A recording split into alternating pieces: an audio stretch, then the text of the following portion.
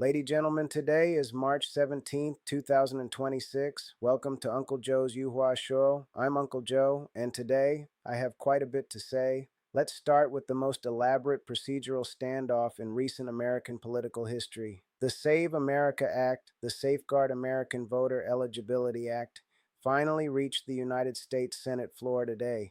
The bill is not complicated. To register to vote in federal elections, you must show proof of citizenship, a passport, or a driver's license paired with a birth certificate.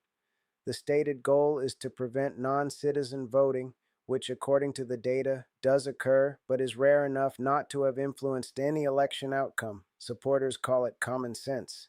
Senate Minority Leader Chuck Schumer calls it, and I will quote him precisely, one of the worst things that has happened in the history of this country.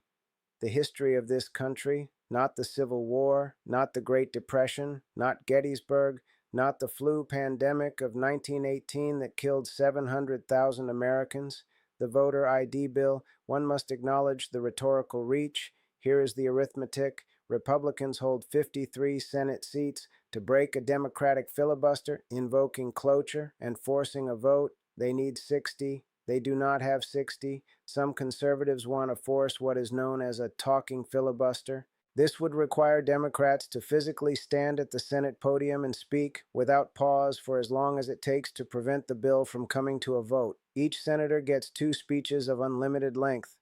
Do the arithmetic. 47 Democratic senators, 2 speeches apiece, potentially 12 hours each. That is 47 days, not 47 hours, 47 days.